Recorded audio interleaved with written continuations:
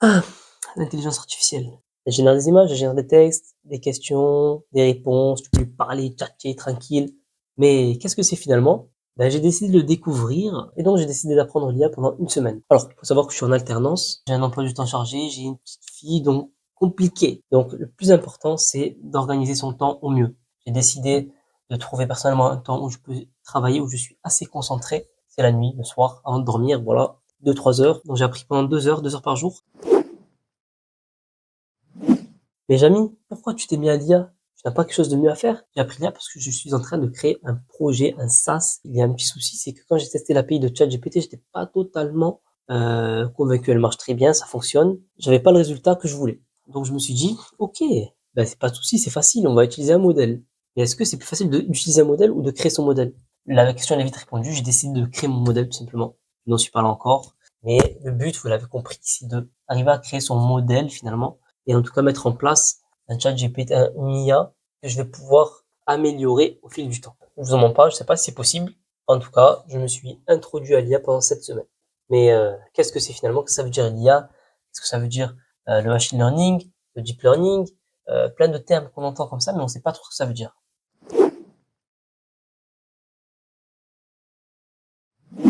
Donc qu'est-ce que l'IA? On va donner une définition, mais avant ça, il faut savoir que la définition même de l'IA a beaucoup changé ces dernières années. Et ça change assez souvent. Pourquoi? Parce qu'en fait, deux choses. Premièrement, elle va dépendre de l'époque. Parce que l'époque à l'autre, le concept même d'intelligence peut être différent. Deuxième chose, ce qui était considéré comme de l'intelligence artificielle à une époque ne l'est peut-être pas forcément aujourd'hui.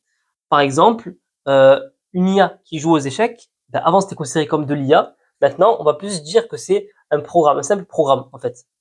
Moi, une définition de l'IA que j'aime bien, c'est qu'en fait l'IA, c'est un domaine informatique qui est capable d'effectuer des tâches qui sont normalement possibles qu'avec une intelligence humaine.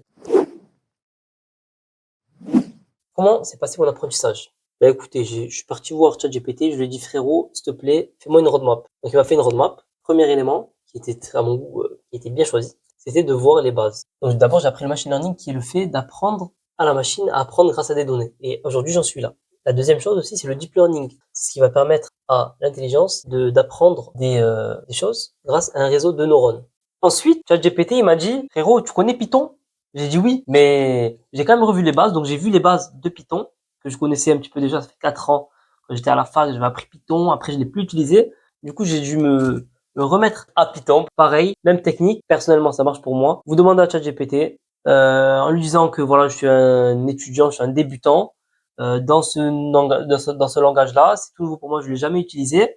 Je veux que tu me donnes des exercices. Moi, ce que je fais généralement, c'est que je demande des exercices de base déjà au début pour apprendre la syntaxe, donc les boucles, les conditions, etc., etc. Tout ce qui est basique. À chaque fois, je fais cette méthode-là et franchement, j'ai appris Python, les bases vraiment en moins d'une demi-journée. Ensuite, je me suis lancé dans les bibliothèques. Donc les bibliothèques, Panda pour manipuler les données, Matplotlib pour les visualiser et ensuite NumPy pour tout ce qui est mathématiques, etc.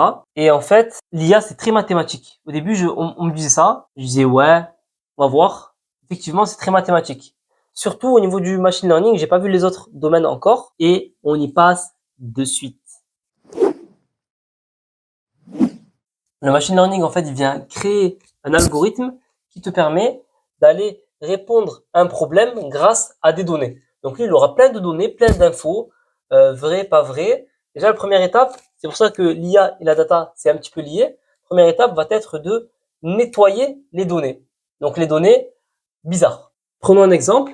Un appartement de 60 mètres carrés dans le 10e arrondissement de Marseille va coûter 120 000 euros, par exemple. C'est une donnée. Dans tout ce dataset, il y a des données qui sont fausses ou bien trop bizarres qu'il faut nettoyer. Par exemple, un appartement avec moins 20 mètres carrés. Donc, moins 20 mètres carrés, si on le laisse dans le dataset, on risque de créer on risque de fausser le résultat et notre algorithme, parce qu'on va lui faire apprendre le fait qu'un appartement qui fait moins 20 mètres carrés va coûter, par exemple, 100 000 euros. Il va dire, OK, moins 20 mètres carrés, 100 000 euros. Au final, ça va plomber l'algorithme. Donc, en fait, le but, ça va être vraiment de nettoyer les données avant tout ça. Une fois qu'il aura appris tout ça, il va pouvoir nous donner un résultat grâce à nos entrées. Donc voilà un petit peu ce que c'est l'IA. Je n'y connais pas du tout, je suis vraiment au début. Je vous ai partagé en tout cas ce que j'ai appris. N'hésitez pas à me donner des conseils dans les commentaires, je lis tout. likez, abonnez, partagez. Vous connaissez, ça y est, je suis un youtubeur. On influence ou on n'influence pas. J'influence les gens. Likez et abonnez-vous. Voilà. On se retrouve du coup pour une prochaine vidéo qui parlera un petit peu plus de mon SaaS et ce sera sûrement lundi prochain, du coup dans une semaine. Merci de m'avoir écouté, merci de m'avoir suivi et on se dit à la prochaine.